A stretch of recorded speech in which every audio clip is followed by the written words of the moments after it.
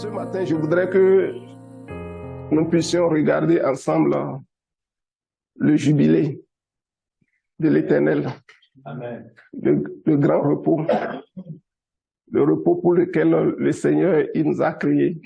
Alléluia. Amen. Et c'est ce sujet que le Seigneur m'a mis à cœur pour que nous puissions examiner ensemble. Si le temps ne nous suffit pas pour aller en profondeur, on pourra continuer le dimanche prochain par la grâce de Dieu. Amen. Amen. Et je voudrais commencer en prenant appui sur la création. Lorsque Dieu a créé Adam, il a créé l'homme. Et pour que nous puissions comprendre à partir déjà de la création que la volonté de Dieu pour l'homme, c'est que l'homme demeure dans le repos. Amen. L'homme mange sans se déranger. L'homme est vraiment tout ce dont il a besoin sans faire d'efforts par lui-même. Parce que c'est Dieu qui se pourvoit lui-même pour tout ce dont l'homme a besoin. Amen. Amen. Mais l'homme, il a échoué. Il n'a pas compris vraiment la volonté de Dieu à son égard lorsque Dieu l'a créé. Mais Dieu ne va pas rester sans rien faire. Dieu, rien ne le surprend. Il a prévu tout pour que son plan, depuis le début en créant l'homme, qui est de faire l'homme à son image et selon sa ressemblance, ce plan soit réalisé parce que Dieu il est dans le repos. Et si l'homme parvient vraiment à l'image de Dieu, à la ressemblance de Dieu, il ne peut que demeurer dans le repos. Et c'est la volonté de Dieu pour nous que le repos de l'Éternel, le jubilé de l'Éternel soit notre partage. C'est ma volonté en partageant ce message. Que le nom de l'Éternel soit béni. Amen. Nous allons lire dans Genèse, le chapitre 2, les versets 7 à 17, et le croiser avec le chapitre 3 de Genèse toujours, les versets 16 à 19. Ce matin, fortuitement, quand j'étais venu, on échangeait le matin avec le frère Alain et le frère Memel. Il y a quelques bouts, des éléments qui sont ressortis et nous bénissons le Seigneur pour sa grâce. L'Éternel Dieu forma l'homme de la poussière de la terre. Il souffla dans ses narines un souffle de vie et l'homme devint un être vivant. Puis l'Éternel Dieu planta un jardin en Éden du côté de l'Orient et il y mit l'homme qu'il avait formé. L'Éternel Dieu fit pousser du sol des arbres de toute espèce, agréables à voir et bons à manger, et l'arbre de la vie au milieu du jardin et l'arbre de la connaissance du bien et du mal. Un fleuve sortait d'Éden pour arroser le jardin, et de là, il se divisait en 4 bras. Le nom du premier est Pishon, c'est celui qui entoure tout le pays de Havila où se trouve l'or. L'or de ce pays est pur, on y trouve aussi le bélium et la pierre d'onyx. Le nom du second fleuve est Gihon, c'est celui qui entoure tout le pays de Cush. Le nom du troisième est Hiddekel, c'est celui qui coule à l'orient de la Syrie. Le quatrième fleuve est le Prat. L'Éternel Dieu prit l'homme et le plaça dans le jardin d'Éden pour le cultiver et pour le garder. L'Éternel Dieu donna cet ordre à l'homme. Tu pourras manger de tous les arbres du jardin, verset 17, mais tu ne mangeras pas de l'arbre de la connaissance du bien et du mal, car le jour où tu en mangeras, tu mourras. Amen. Donc ce passage est un bout du récit de la création. Et je voudrais que nous puissions prendre quelques bouts de ce passage pour évoluer. Le verset 9, du passage que nous venons de lire, il fait mention là-dedans que Dieu fit pousser du sol des arbres de toute espèce, agréables à voir et bons à manger. Amen. Il faudrait que nous considérions ce bout-là. Dieu, il a fait pousser toutes sortes d'arbres. Et ces arbres Dieu a dit, les arbres que Dieu a fait pousser dans ce jardin, la Bible nous dit que ces arbres sont agréables à voir. Quand tu les regardes, vraiment, c'est attrayant, c'est beau. Ça suscite l'envie de manger, le désir vraiment de s'en rassasier. Amen. Amen. Et il dit également, quand tu prends cet arbre et que tu manges, tu vas constater que c'est un arbre qui est bon. Il dit que c'est au fruit qu'on reconnaît l'arbre. Amen. C'est pour cela que la Bible nous dit que ces arbres-là sont bons. Ça veut dire que quand tu prends le fruit de ces arbres et que tu consommes, tu pourras être en mesure de dire vraiment, c'est du bon fruit.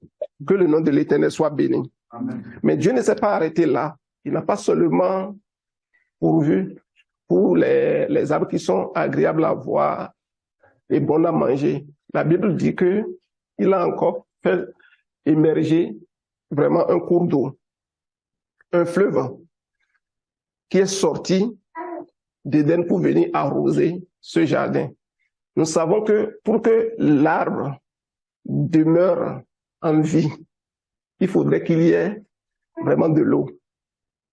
N'est-ce pas? Amen. Donc Dieu, en donnant alors cette provision à l'homme, il s'assure aussi que cette provision soit toujours là, que cela demeure tout le temps avec l'homme, que l'homme ne manque à aucun moment vraiment cette provision qu'il a mis à sa portée. C'est pour cela que il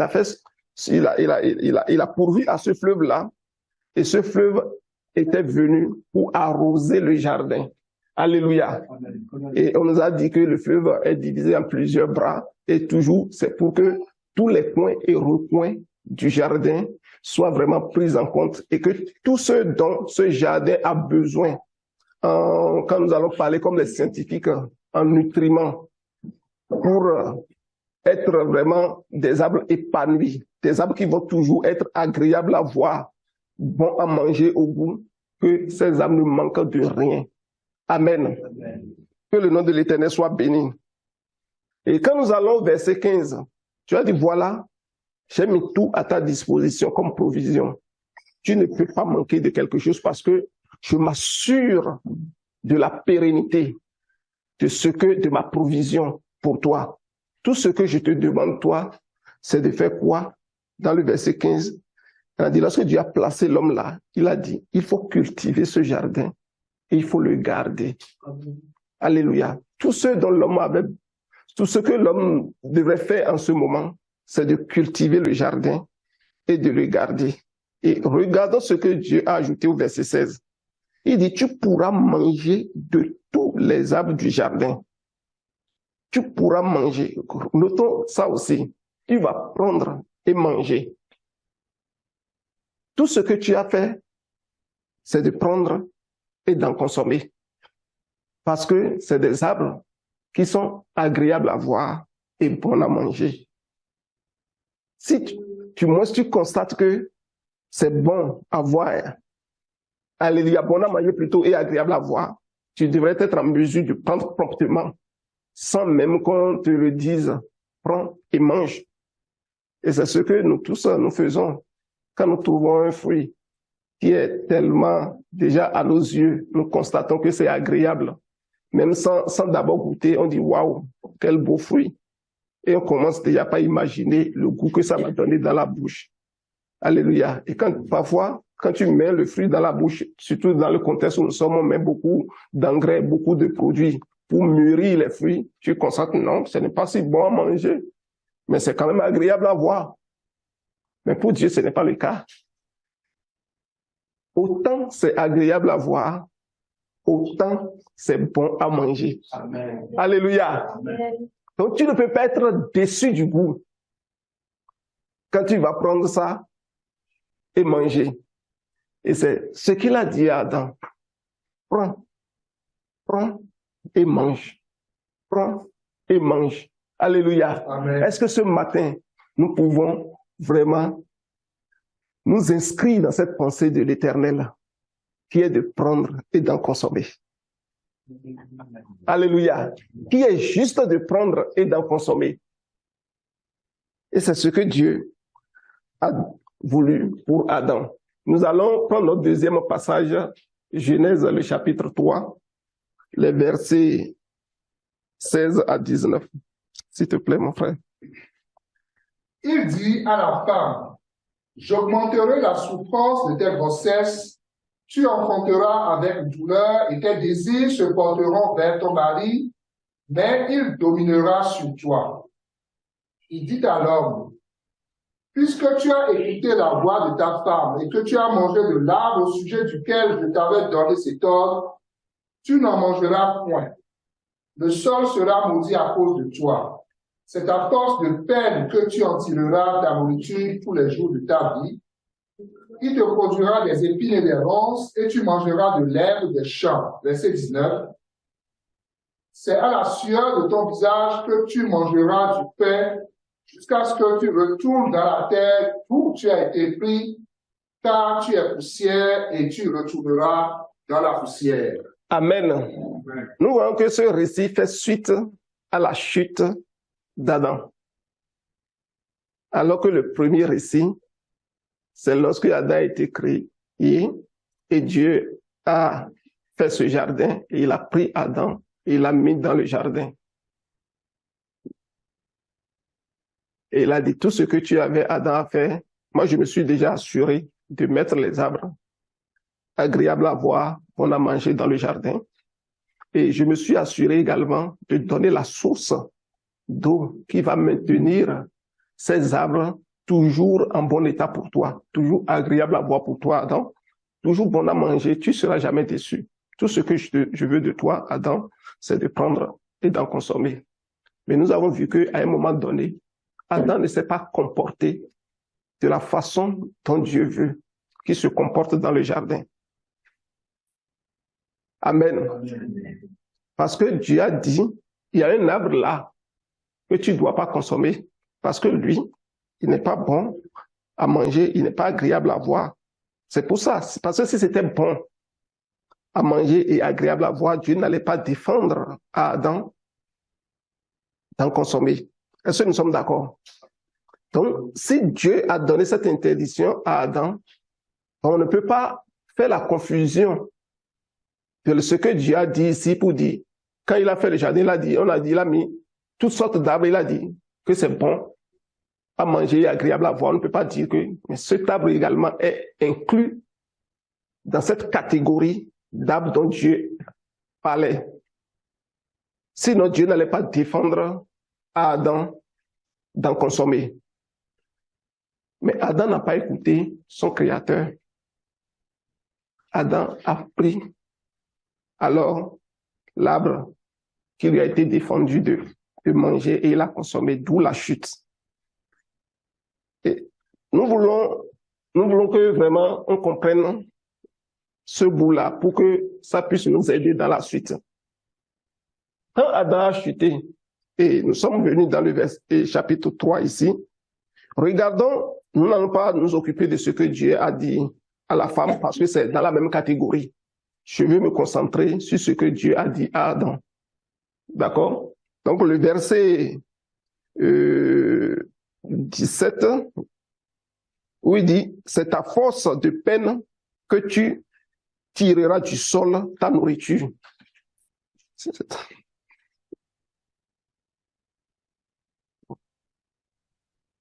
Ok, merci. Amen. C'est avec peine que tu tireras ta nourriture tous les jours de ta vie. Si c'était avec peine que Adam devait désormais tirer sa nourriture, est-ce qu'on peut dire qu'Adam est dans le repos? Ça veut dire que Adam n'est pas dans le repos. Mais en partant, le contexte dans lequel Dieu avait mis Adam, c'était un contexte de repos.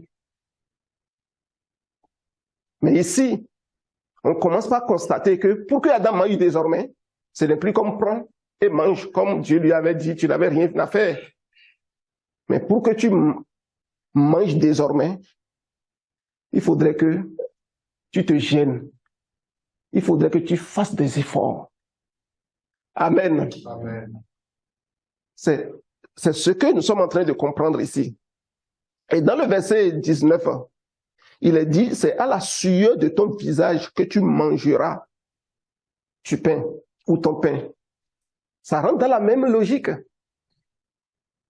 Tu ne peux plus être tranquille maintenant et aller prendre et manger les arbres qui sont agréables à voir et bons à manger. Parce que tu n'as pas écouté.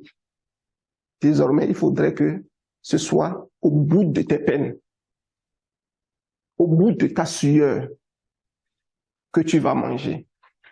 On constate alors que le contexte n'est plus le même pour Adam. Il y a changement de paradigme, si on peut le dire ainsi.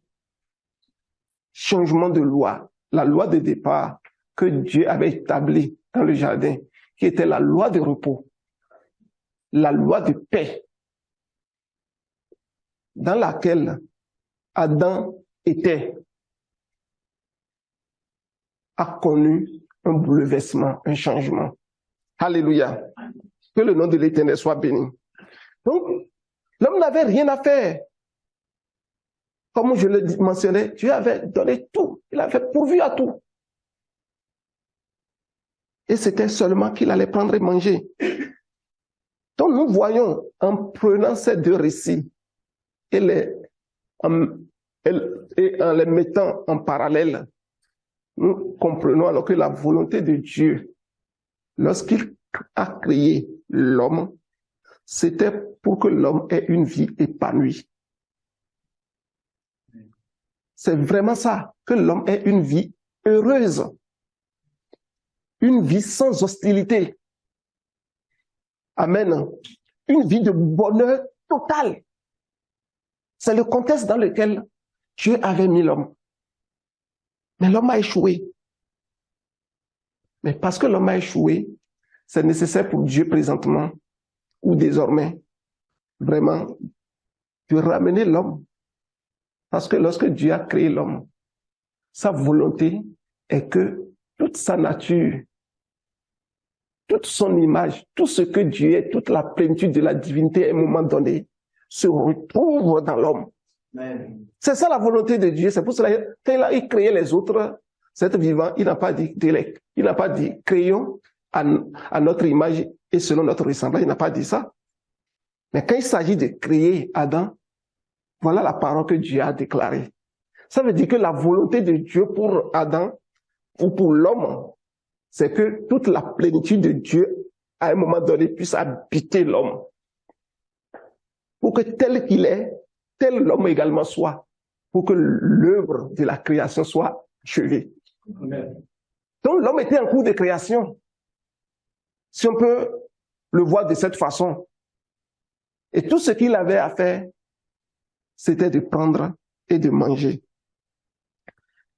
Et Dieu ne pouvait pas abandonner l'homme dans ces conditions, malgré que désormais, le repos dans lequel Dieu l'avait mis, il a perdu cet état de repos. Et il devrait désormais manger à la sueur de son front au bout de sa peine. Dieu ne peut pas le laisser comme ça. Parce que Dieu a un projet pour l'homme. Il a dit le projet qu'il a formé pour toi, qu'il a formé pour l'homme, c'est un projet de paix et de bonheur, afin de lui donner de l'avenir et de l'espérance. Que cette espérance soit sûre et solide pour chacun de nous. Pour que le repos de l'Éternel, nous puissions comprendre cela. Le jubilé de l'Éternel, nous puissions comprendre et vraiment vivre là-dedans et nous en approprier. Parce que la foi vient de ce qu'on entend et ce qu'on entend vient de la parole de Dieu. Et lorsque nous comprenons les dispositions de la parole de Dieu, les principes de la parole de Dieu, ce que Dieu veut pour nous, cela se cristallise en foi. Et cette foi nous amène à poser des actions, c'est-à-dire à développer certains comportements. Ces comportements qui vont simplement nous permettre de nous inscrire dans la vision de notre Créateur, qui vont nous permettre vraiment de nous accrocher à Dieu, pour que toutes les promesses qu'il a faites pour nous soient oui et amen, comme nous avons chanté ce matin. Alléluia. Que le nom de l'Éternel soit béni. Amen. Regardons un peu cette provision que le Seigneur a donnée à Adam, dont nous sommes en train de parler. On a dit les arbres de toutes sortes d'espèces, Dieu les avait fait pousser du jardin. Lorsque Dieu a créé Adam, il peut laisser Adam simplement en Éden. Parce qu'il y a Éden qui est là. Mais la Bible nous a mentionné que Dieu a fait pousser un jardin en Éden. Là, ça devient intéressant. On peut commencer par se dire, mais pourquoi Dieu n'a pas voulu laisser Adam en Éden simplement et il a fallu, ou il y a été nécessaire, de faire pousser un jardin. Lorsque nous comprenons cela, notre façon alors de prier désormais pour dire, Seigneur, je veux être en Éden, va changer. Je ne vais plus réclamer Éden. Parce que je vais constater que Éden n'est pas ma place. Mais plutôt le jardin. Amen. Donc, il y a une différence alors entre Éden, tout court, et le jardin d'Éden. Et c'est ce que beaucoup de chrétiens ne comprennent pas aujourd'hui. Ils veulent rester en Éden. Mais ce n'est pas vrai. Dieu n'a jamais mis l'homme en Éden. Il a mis l'homme dans le jardin d'Éden. Amen. C'est pour cela que je disais tantôt, lorsque nous comprenons vraiment les dispositions de Dieu pour nous, cela doit changer quelque chose en nous. Que Dieu nous aide vraiment à comprendre ces choses. Donc, les arbres qui étaient dans le jardin, si nous regardons le passage de Genèse 2 que nous avons lu tout à l'heure, représentaient ou constituaient tout ce dont Adam avait besoin dans sa vie. Il n'avait pas besoin d'autre chose que d'être dans le repos de Dieu. Alléluia. Constituait la provision de Dieu. Et cette provision était maintenue par la source d'eau. Alléluia. Alléluia. Amen. Cette provision était maintenue par la source d'eau que Dieu a fait jaillir. Alléluia. Et aussi longtemps que pour Adam, ces arbres seront agréables à voir pour lui. Il aura un attrait pour ces arbres. Il serait content de voir ces arbres toujours. Il serait content de les apprécier. Il serait content de porter son regard sur ces arbres et de les contempler. Et de saisir ces arbres et d'en consommer et de manger au fur et à mesure. Cela va développer un appétit robuste pour lui. Alléluia. Amen. Son appétit sera si grand au point où il va continuer d'en consommer. Et ce que nous mangeons, c'est ça qui nous fait. La preuve, il a consommé l'arbre de la connaissance du bien et du mal, et nous avons vu le résultat. Amen. Alléluia. Amen. Donc, il y a aussi longtemps que Adam va porter ses regards sur ces arbres-là et les consommer, son appétit sera grand.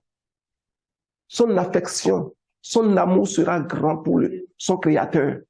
C'est pour cela que lorsque Dieu a commencé par prendre les 7 églises d'Asie pour représenter l'état de son église en général, il a commencé par parler de l'amour.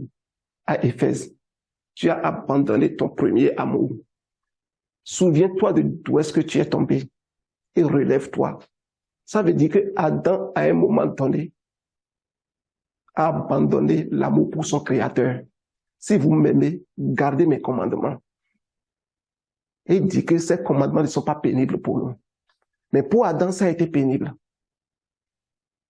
Et c'est ce qui nous arrive aussi pour la plupart du temps à beaucoup de chrétiens aujourd'hui, où les commandements de Dieu semblent être pénibles pour nous.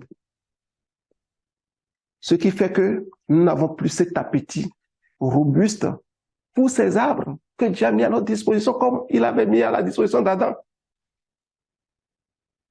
Ce qui fait que nous n'en prenons plus. Nous ne prenons plus plaisir dans ces arbres.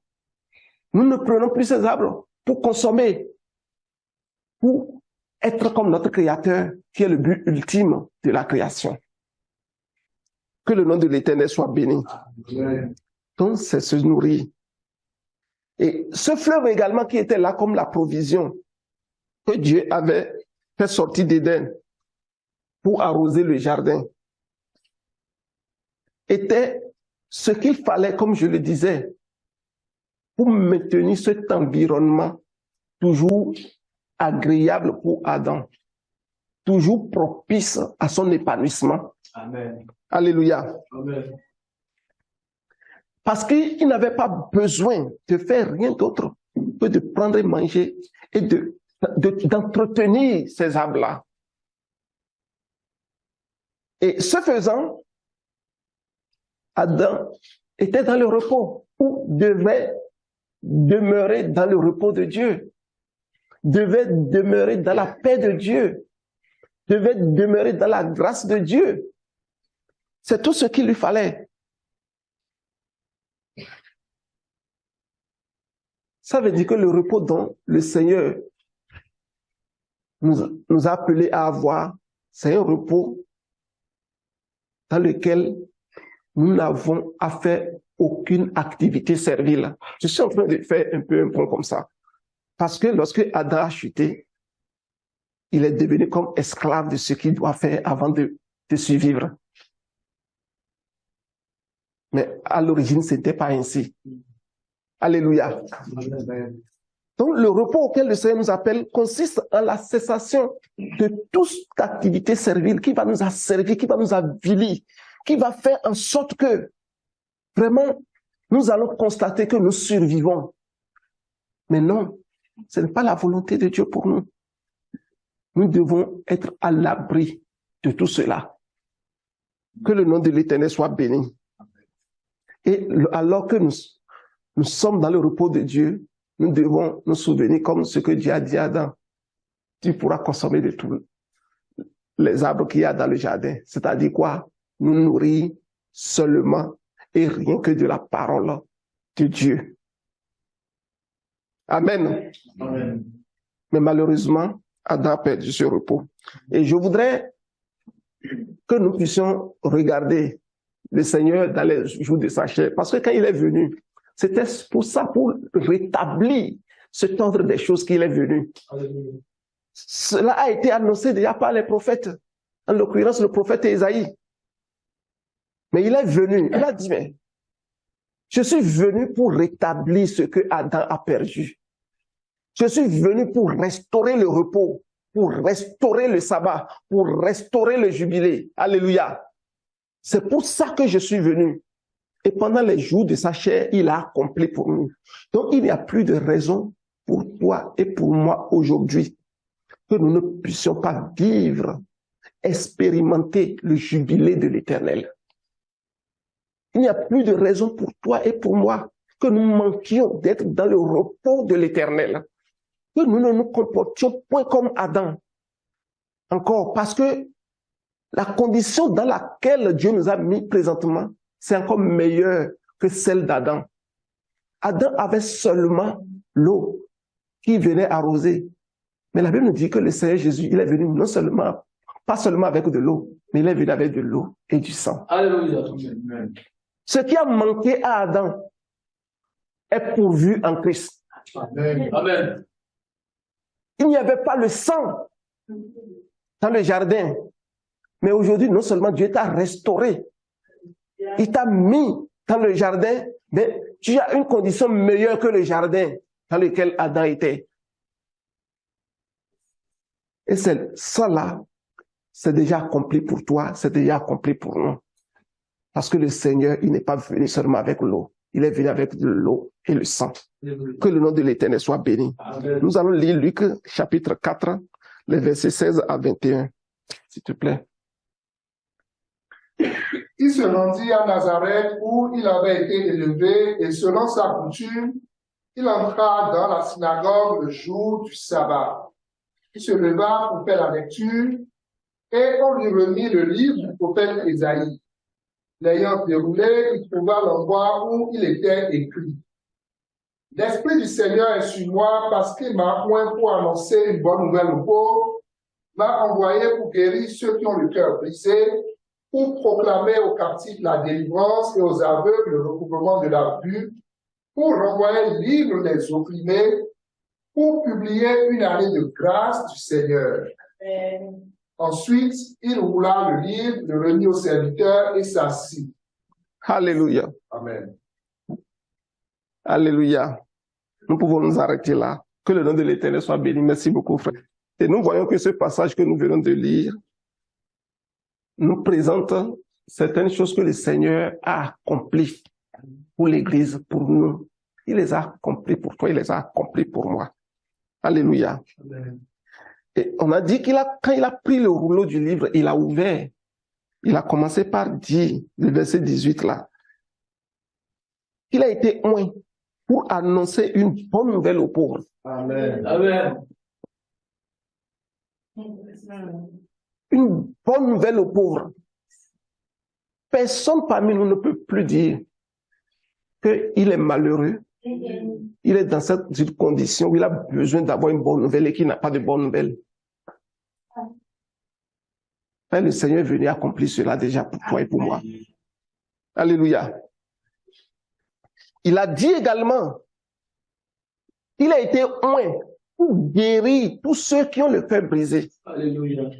Il n'y a plus de raison aujourd'hui pour moi que je puisse dire que je manque cette guérison et que j'ai le cœur qui est attristé, qui est brisé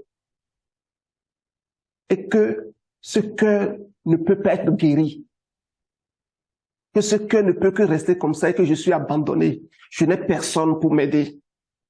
Ce n'est pas vrai. C'est le Seigneur qui le déclarait pendant les jours de sa chair, lorsqu'il faisait alors sa mission sur la terre. Il a également dit qu'il a été oint pour proclamer aux captifs la délivrance. Dans quel lien tu te trouves et tu penses que ce lien, c'est difficile, c'est impossible que ce lien soit rompu. Ce n'est pas vrai. La délivrance est pour toi, quelle que soit la captivité dans laquelle tu te trouves. Alléluia. La délivrance est ton partage au nom de Jésus-Christ. Et il a dit, il a été également oint pour permettre aux aveugles de voir. Qu'est-ce qui vient maintenant t'empêcher de comprendre la parole de Dieu? Comme Adam, Dieu lui avait dit, prends et mange pour demeurer vraiment dans le repos dans lequel je t'ai mis, dans ce jardin merveilleux dans lequel je t'ai mis, de telle sorte que tu vas développer un appétit qui va venir te transformer, assurer toutes les transformations nécessaires, les transformations divines dont j'ai besoin pour que tu puisses à un moment donné incorporer totalement, prendre totalement ma nature, ma divinité. Alléluia. Et Adam avait échoué. Le Seigneur dit qu'il est venu pour restaurer cela. On ne peut plus être voilé aujourd'hui par rapport à cela. Que le Seigneur ouvre nos yeux. Qu'il ouvre tes yeux, qu'il ouvre mes yeux. Qu'il nous donne de voir clairement. Alléluia. Il a dit qu'il a été oint pour faire cela. Et également, il dit que pour renvoyer libre les opprimés. C'est intéressant. Quelle est cette oppression dans laquelle tu peux être? Est-ce que ce soit l'oppression du péché, l'oppression démoniaque satanique, l'oppression de la maladie? Quelle est cette oppression? Le Seigneur a dit que sa mission, ce pourquoi il était venu sur la terre, c'est pour s'occuper de cela. Alléluia. Pour renvoyer libre les opprimés. Mais il ne s'est pas arrêté là. Notre sujet du jour, j'avais dit que nous voulons parler du jubilé, le dernier bout. Il a dit, pour publier une année de grâce de l'Éternel. Lorsque le Seigneur fait tout cela, c'est que nous soyons dans son année de grâce. C'est que nous soyons dans son repos. Alléluia. Il a dit qu'il est venu pour ça, pour publier une année de grâce. Et quand il est venu à ça, il a dit que vraiment l'année de grâce est là. Il a fermé le livre. Il a remis le livre au serviteur pour dire d'aller déposer. Que le nom de l'Éternel soit béni. Amen. Et il a dit, aujourd'hui, cette parole de l'Écriture que vous avez entendue, ça s'est accompli. Est-ce que quelqu'un peut répondre avec foi pour dire que cette parole s'est accomplie pour moi? Cette parole s'est accomplie au nom de Jésus. Alléluia. Il a dit aujourd'hui même, cette parole des Écritures est accomplie. Oh Seigneur, nous te bénissons pour ta grâce. Donc nous voyons clairement au travers de ce passage les choses que le Seigneur a accomplies pour nous. Annoncer la bonne nouvelle aux pauvres. Les pauvres ici, en esprit dont on parle, c'est ceux qui sont humbles. Alléluia. Amen. Il a dit que les pauvres seront heureux quand il a fait son sermon sur la montagne. Alléluia. Amen. Heureux les humbles, heureux les pauvres. Pourquoi? Ils verront Dieu. Amen. Parce que la parole de l'Écriture est accomplie pour eux. Alléluia. Quand on reconnaît sa pauvreté, on peut venir humblement au Seigneur pour dire, Seigneur, vraiment, c'est toi qui as la parole de vie, comme les apôtres pouvaient le dire, Pierre. À qui pourrais-je aller, Seigneur? Alléluia. Et tu as dit que tu es venu pour annoncer la bonne nouvelle aux pauvres. C'est la parole de vie qui est la bonne nouvelle, c'est toi qui l'as, Seigneur. Je viens à toi humblement. Et le Seigneur dit, lorsque quelqu'un reconnaît sa pauvreté, la bonne nouvelle est pour eux. Il est là pour lui donner la bonne nouvelle par rapport à sa situation.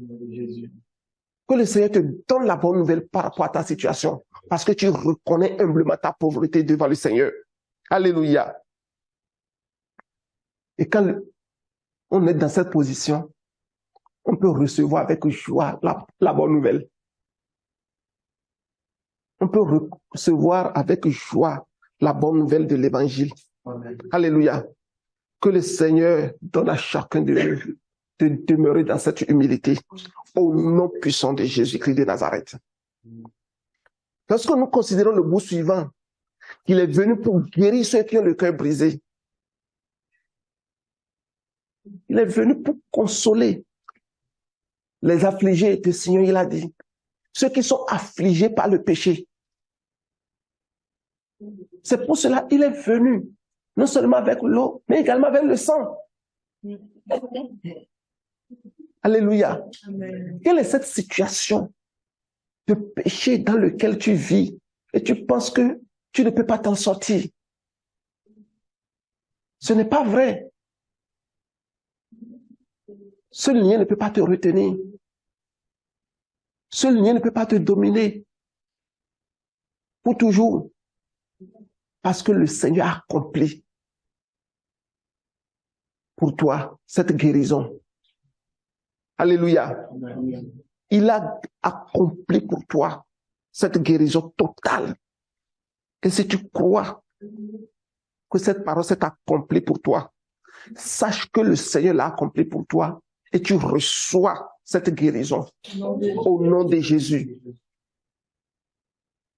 Il a également dit, proclamer aux captifs la délivrance. La puissance du péché de la mort.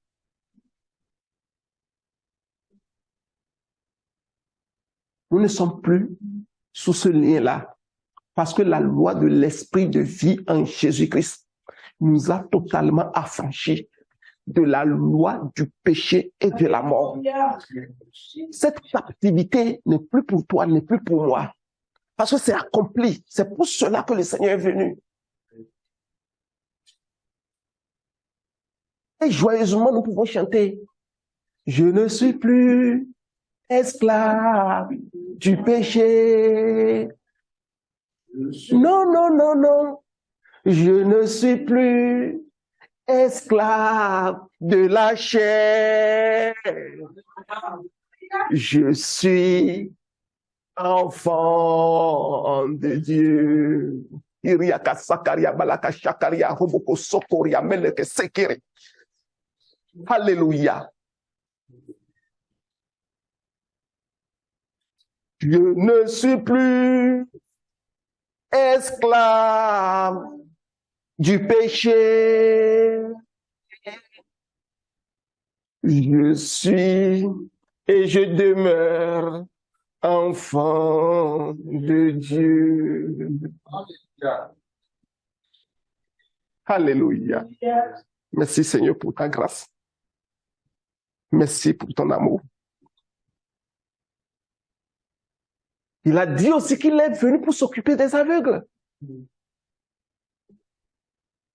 afin de leur permettre de voir distinctement. Quand nous parlons d'aveugles ici, ce n'est pas les miracles qu'il a accomplis pendant les jours de sa chair pour guérir Bartimée, pour guérir tel autre. Non, c'est ceux qui sont aveugles en esprit. Ceux qui sont voilés par le prince de ce monde. Il dit le prince de ce monde vient, mais il n'a rien à moi. Le Seigneur est venu pour s'occuper de ça, cette situation. Il est venu pour s'occuper de toi. Alléluia. Tu ne peux plus demeurer dans les ténèbres. Que le Seigneur permette que ce matin, par sa lumière, tu es la pleine lumière. Que par sa lumière, tu vois distinctement au nom de Jésus-Christ de Nazareth. Parce que lorsqu'il a lu ce passage, il a cette parole, il a dit qu'aujourd'hui, ces paroles que je viens de lire se sont accomplies. Que toute ténèbre dans ta vie disparaît. Au nom de Jésus-Christ de Nazareth. Les ténèbres ne dureront pas toujours. C'est pour cela qu'il a commencé la création. Il a vu cet environnement d'hostilité et de ténèbres. La première des choses qu'il a commencé par appeler, que la lumière soit. Que ce matin, que la lumière paraisse. Que la lumière paraisse. Que la lumière paraisse.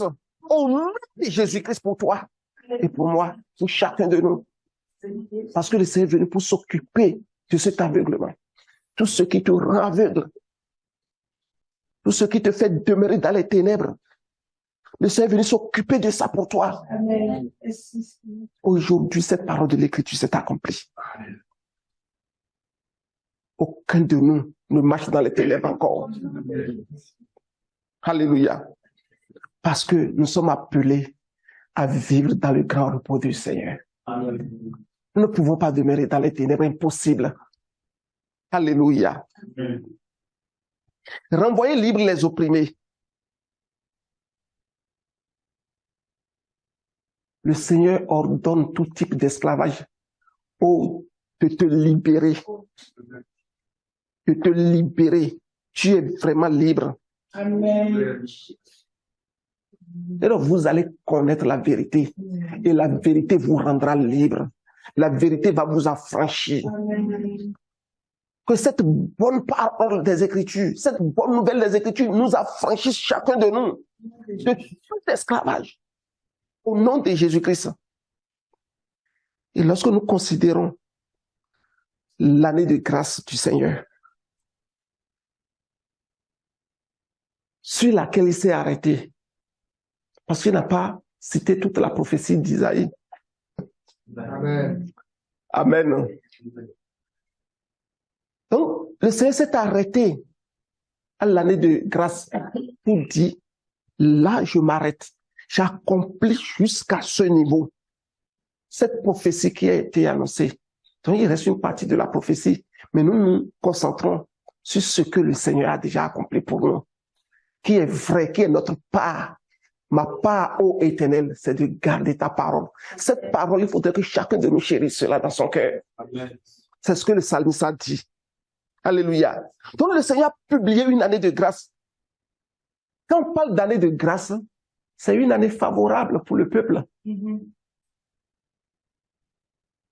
Quand on dit que le roi ou bien le président a déclaré une année de grâce, le peuple est content. Parce que les prisonniers sont délivrés. sont libérés. On peut te condamner à mort, on peut te condamner à vie. Il se lève et dit, pour toi là, c'est ton année de grâce. Tu peux être dans la prison la plus sécurisée du pays, ou bien du monde même. Il dit, allez chercher celui-là, faites-le sortir parce que c'est son année de grâce. C'est ce que le Seigneur a fait pour toi. Amen. C'est ce que le Seigneur a fait pour moi. Amen. C'est ce qu'il a fait pour chacun de nous. Amen. Et il a dit que c'est accompli. Amen. C'est accompli. Crois au Seigneur Jésus et tu seras sauvé, toi et ta famille. Amen. Et nous ne voulons pas vivre ces choses seuls. Nous voulons les vivre avec nos familles, avec les membres de nos familles. Que le nom de l'Éternel soit béni. Amen. Donc c'est une année favorable pour le peuple.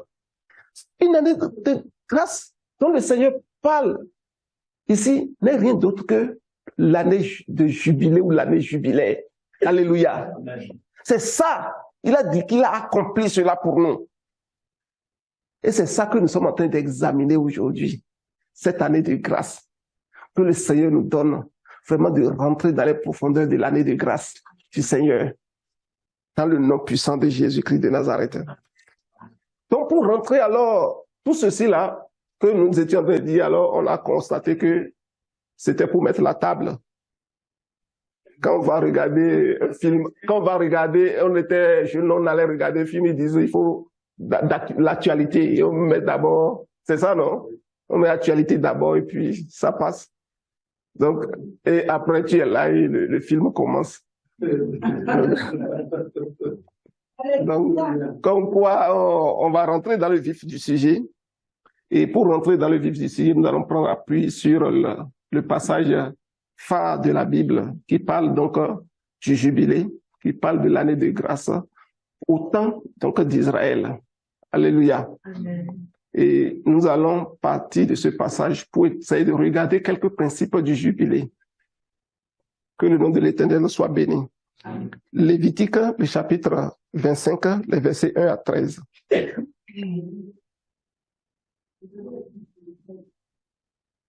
L'Éternel parla à Moïse sur la montagne du Sinaï et dit, parle aux enfants d'Israël et tu leur diras, quand vous serez entrés dans le pays que je vous donne, la terre se reposera. Ce sera un sabbat en l'honneur de l'Éternel. Pendant 6 années, tu ensemenceras ton champ. Pendant 6 années, tu tailleras ta vigne et tu en recueilleras le produit. Mais la 7e année sera un sabbat, un temps de repos pour la terre, un sabbat en l'honneur de l'Éternel. Tu n'ensemenceras point ton champ et tu ne tailleras point ta vigne. Tu ne moissonneras point ce qui proviendra des grains tombés de ta moisson et tu ne vendageras point les raisins de ta vigne non taillés. Ce sera une année de repos pour la terre. Ce que produira la terre pendant son sabbat vous servira de nourriture à toi, à ton serviteur et à ta servante, à ton mercenaire et à l'étranger qui demeure avec toi. À ton bétail et aux animaux qui sont dans ton pays, tout son produit servira de nourriture. Tu compteras 7 sabbats d'année, 7 fois 7 années, et les jours de ces 7 sabbats d'année feront 49 ans. Le 10e jour du 7e mois, tu feras retentir les sons éclatants de la trompette. Le jour des expiations, vous sonnerez de la trompette dans tout votre pays. Et vous sanctifierez la 50e année, vous publierez la liberté dans le pays pour tous ses habitants. Ce sera pour vous le jubilé. Chacun de vous retournera dans sa propriété et chacun de vous retournera dans sa famille. La 50e année sera pour vous le jubilé. Vous ne semerez point, vous ne moissonnerez point ce que les champs produiront d'eux-mêmes, et vous ne vendangerez point la vigne non taillée, car c'est le jubilé. Vous le regarderez comme une chose sainte. Vous mangerez le produit de vos champs. Dans cette année de jubilé, chacun de vous retournera dans sa propriété. Si vous vendez à votre prochain, ou si vous achetez de votre prochain. C'est bon déjà. Merci beaucoup. Amen. Merci, on peut s'arrêter là. Que le nom de l'Éternel soit béni. Amen. Donc nous voyons ici que ce passage nous parle de sabbat, nous parle de jubilé. Lorsque nous considérons les versets 3 et 4, par exemple, nous allons voir que là, on nous dit qu'après 6 années de sabbat, le peuple est appelé à honorer le sabbat. Et après 6 années plus tôt, le peuple est appelé à honorer le sabbat la 7e année. Donc, le peuple sème et fait ses activités normalement pendant 6 ans. Mais la 7e année, le peuple ne fait rien. Le peuple abandonne tout travail servile et s'occupe seulement alors de la parole de Dieu, se met au repos. Non seulement le peuple, mais également la terre. Est-ce que Dieu est en peine de la terre? Pour que même la terre chez toi soit au repos. Même la terre chez toi est au repos, mon frère. Amen. C'est la volonté de Dieu. Amen. Même si tu as un meuble dans ta maison, la volonté de Dieu veut que le meuble là soit au repos. Amen. Tout ce qui te touche, Dieu veut que ce soit au repos. Amen. Et lorsque nous regardons le verset 8, donc quand nous faisons le sabbat, après les 7 ans là, ça veut dire qu'on va compter encore 7 années de sabbat. Donc ça fait 7 fois 7, ça fait 49. Et on observe encore le sabbat, et on ajoute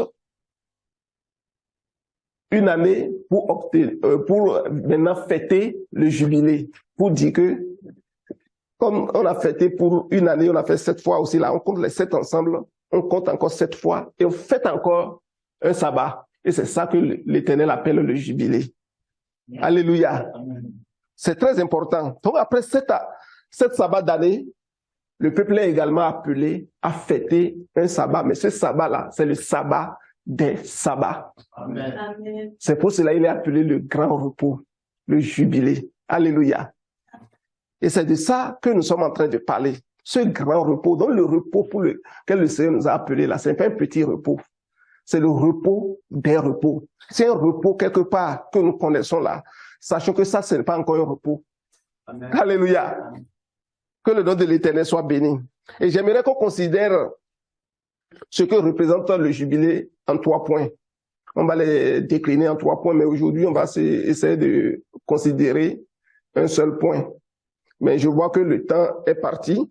Vraiment, si on va se mettre encore développer un point, ça va nous faire encore aller vers 12h30, 13h. Je voudrais que nous puissions nous arrêter là ce matin pour que prochainement, on puisse commencer par développer les points tranquillement, donc de jubilé, donc de ce grand repos pour lequel le Seigneur nous appelle. Et au moins, on essaie de mettre la table aujourd'hui, d'essayer de faire asseoir certains éléments qui vont nous permettre de garder un focus sur ce dont nous voulons discuter et que l'Éternel bénisse ce que nous avons déjà entendu et que lui-même qui nous donne vraiment de nous inscrire dans cette démarche de fêter et vraiment de vivre le grand repos de l'Éternel.